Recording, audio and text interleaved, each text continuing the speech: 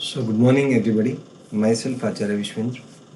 Today, we shall discuss NCERT line to line of chapter number 14, which is oscillatory motion. So, let's start. The first question is projectile motion is repetitive motion, non repetitive, both and none. तो it's non repetitive क्योंकि एक बार आपने projectile छोड़ दिया तो वापस दोबारा उस ट्रैक पे नहीं आएगा. Second is correct. Next is examples of periodic motion are uniform circular motion, planetary motion. So both are periodic. So third will be correct over here. Next is swinging on a swing.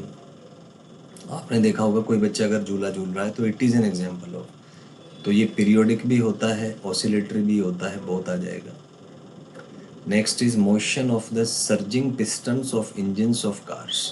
तो आपने देखा होगा, मान लीजिए piston है car का, तो ये पहले नीचे जाएगा, उसके बाद फिर ऊपर जाएगा, फिर नीचे आएगा, फिर ऊपर आएगा.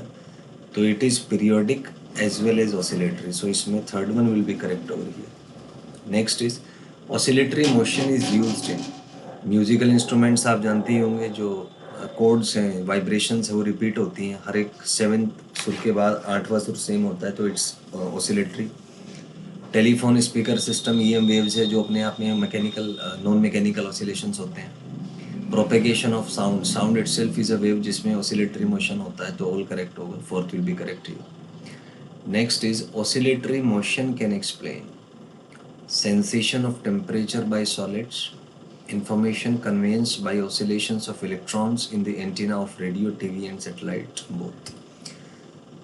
तो हम जो सेंस करते हैं टेम्परेचर को, मान लीजिए आपने किसी गर्म चीज़ को छुआ, तो आपको जो इफ़ेक्ट फील होगा, एकदम से आपने देखा होगा सेंसेशंस होती है, ऐसा लगता है आपके अंदर कि कुछ भाग रहा है.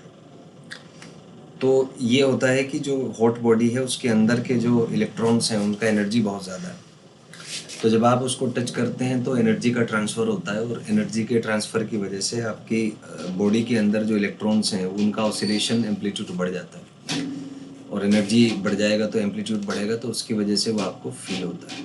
सो इसमें दोनों ही करेक्ट हो जाएंगे. So third one will be correct over here. Next is which of the following graph represent periodic motion. तो पीरियोडिक मोशन मतलब जो रिपीट करता है अपने आप को एक रेगुलर टाइम इंटरवल के बाद. तो आप इसमें देखेंगे कि जैसा ग्राफ 0 से T में है, एग्जैक्टली वैसा ही ग्राफ T से 2T में है, और एग्जैक्टली वैसा ही ग्राफ 2T से 3T में है. तो ये सारे के सारे जो एग्जाम्पल्स हैं वो सारे के सारे पीरियोडिक हैं. इसका टाइम पीरियड T है. यहाँ पे आप देखेंगे कि 0 से T में जैसा ग्राफ है, 2T से 3T में भी वैसा ही ग्राफ है. तो इसका मतलब ये 2T के साथ पीरियोडिक है.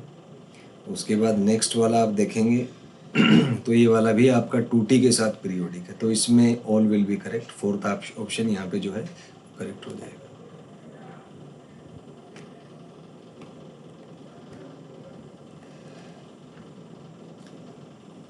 Next question is example of periodic motions are. First is an insect climbing up a ramp, falls down and repeats it. तो इसमें we assume कि जो repetition time interval है वो constant है, तो ये भी periodic होगा. A child climbs up a step, comes down and repeats it, तो ये भी periodic है. Next, when you play the game of bouncing a ball repeatedly, तो मान लीजिए आप एक दीवार के साथ बॉल को अटैच कर रहे हैं, वो वापस आ रहा है, फिर आप उसको छोड़ेंगे, फिर वापस आएगा. तो ये सेम पैटर्न रिपीट हो रहा है अपने आप में. सो ये तीनों के तीनों जो एग्जाम्पल्स हैं वो तीनों के तीनों एग्जाम्पल पीरियोडिक हैं. तो fourth option will be correct over here. Next is periodic motion repeat itself after irregular. नहीं, रेगुलर टाइम इंटरवल के बाद जो रिपीट करते हैं वही पीरियोडिक होते हैं, तो सेकंड आ जाएगा. Next is choose the correct option. Every oscillatory motion is periodic. सही बात है. Every periodic motion is oscillatory, नहीं, ये गलत है. क्योंकि अगर ऑसिलेटरी मोशन है, ऑसिलेटरी मतलब टू एंड फ्रो अपने आप को रिपीट कर रहा है, तो रेपिटिशन वर्ड उसमें इंक्लूडेड है, तो फर्स्ट करेक्ट होगा. लेकिन हर पीरियोडिक मोशन ऑसिलेटरी नहीं होता. तो क्योंकि जैसे यूनिफॉर्म सर्कुलर मोशन है तो उसमें लगातार कोई बॉडी या तो क्लॉकवाइज घूमेगी या तो एंटी क्लॉकवाइज घूमेगी, तो टू एंड फ्रो नहीं होता, डायरेक्शन चेंज नहीं होती उसमें, एक ही सेंस में वो घूमता है, तो वो ऑसिलेटरी नहीं होता. तो ये कहना थोड़ा सा गलत हो जाएगा कि every periodic motion is oscillatory. तो फर्स्ट इज करेक्ट होगा ही. Next is uniform circular motion, इसी पे बेस्ड है, पीरियोडिक होता है. Next is oscillation and vibration. इस फ्रीक्वेंसी का डिफरेंस होता है, लो फ्रीक्वेंसी पे ऑसिलेशन कहा जाता है, हाई फ्रीक्वेंसी पे vibration. So third is correct over here. Next is simple harmonic motion. Is इसमें दोनों ही होते हैं, ऑसिलेटरी भी होता है, पीरियोडिक भी होता है, तो third is correct over here. Next, simple harmonic motion arises when force is proportional to displacement. Obviously force is proportional to displacement, F is equal to minus kx, ये defining equation है SHM का, so first is correct over here.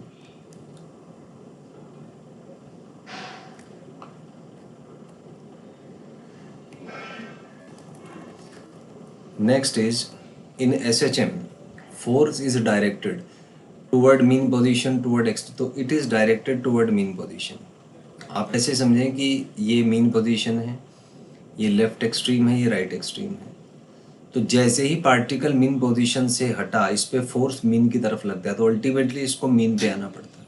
अगर ये left में जाएगा तो भी force mean की तरफ लगेगा, तो फोर्स मीन पोजीशन के टुवर्ड होता है, जिसकी वजह से मोशन ही बार बार रिपीट होता है। तो first one will be correct over here. Next is, in practice oscillatory bodies eventually comes to rest due to, तो डैम्पिंग की वजह से, क्योंकि विस्कस फोर्स होते हैं, फ्रिक्शन होता है, वो उसको एनर्जी को डैम्प आउट कर देगा। तो एनर्जी नहीं बचेगा तो वेलोसिटी नहीं बचेगा, वेलोसिटी नहीं बचेगा तो मूवमेंट नहीं होगा इसका। Next is, oscillatory bodies under damping can be made to continue their oscillations by using external periodic agency, external non periodic agency. तो जनरली जो ऑसिलेटिंग बॉडी है उसका जो टाइम पीरियड है वो कांस्टेंट होता है, तो अगर उसी फ्रीक्वेंसी का आप एक एक्सटर्नल फोर्स लगा दें तो इसको आप, तो इसमें एक्सटर्नल एंड पीरियोडिक एजेंसी आ जाएगा, क्योंकि अगर एक बार आपने टाइम पीरियड फिक्स कर दिया तो उसको सस्टेन करना आसान है। अगर आप टाइम पीरियड चेंज करेंगे तो बार बार फ्रीक्वेंसी चेंज करना पड़ेगा, और फ्रीक्वेंसी चेंज करना अपने आप में एक बहुत टफ जॉब है। तो इस वजह से अगर हम एक सस्टेन्ड पैटर्न की बात करें कि ऐसा एक सिस्टम बनाएं जो ऑटोमेटिक हो और जो वर्किंग एफिशिएंसी जिसकी अच्छी हो, तो पीरियोडिक फोर्स इसमें यूज़ करते हैं, जिसमें आपने एक बार फोर्स को सेट कर दिया तो आपको उसमें इंटरफियर करने की ज़रूरत नहीं है, it will be automatic. So external periodic agency will be here, first is correct. Next is, any material medium can be pictured as collection of oscillators और कलेक्शन ऑफ कपल्ड ऑसिलेटर्स। तो obviously क्योंकि कोई भी material medium है तो उसमें जो material के पार्टिकल्स हैं, जो एटम्स मॉलिक्यूल्स हैं, वो सर्टेनली किसी इनर्शिया के थ्रू कनेक्टेड होंगे, किसी there will be some bonding between them. तो it's in fact a collection of coupled oscillators. Coupled यहाँ पे इम्पोर्टेंट है, क्योंकि किसी भी स्ट्रक्चर में अगर वो सॉलिड है तो उनके बीच में फोर्सेज होने चाहिए। अगर फोर्सेज नहीं होंगे तो ये कभी भी सॉलिड नहीं हो पाएगा। तो it's a collection of coupled oscillator, तो second will be correct over here. Next is, the collective oscillations of the constituents of a medium manifest themselves as, obviously as a waves. आप मान लीजिए आप कोई नदी है, इस नदी में आपने पत्थर फेंका, तो जैसे ही आपने पत्थर फेंका तो आपने देखा होगा ऐसे सर्कुलर टाइप के स्ट्रक्चर्स बनते हैं, और हर इस स्ट्रक्चर में वाटर के जो मॉलिक्यूल्स है, सरफेस टेंशन की वजह से वो up and down they move. तो ये पूरे के जितने इस सर्कल के ऊपर जितने वाटर के मॉलिक्यूल्स हैं वो सारे ऑसिलेट करना स्टार्ट कर देते हैं, और जब सारे पार्टिकल्स एक साथ ऑसिलेट करते हैं, we manifest that as a wave, उसी को वेव कहा जाता है। Next is, examples of waves are water waves, seismic waves, electromagnetic, तो ऑल आर वेव्स, फोर्थ आ जाएगा। Next is, smallest time interval after which a periodic motion is repeated is called, obviously time period कहा जाता है।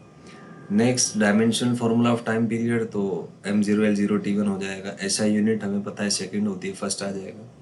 The period of vibration of a quartz crystal is expressed as micro second आ जाएगा, इसमें third one will be correct over here.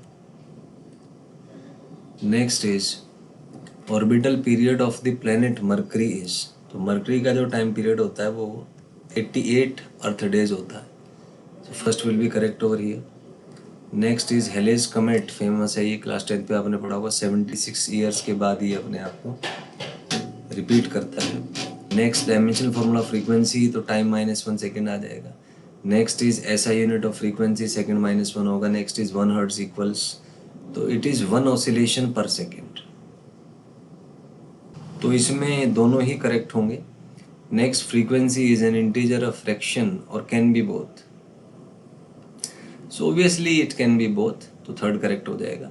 बाकी next video में discuss करेंगे. Thank you, have a nice day.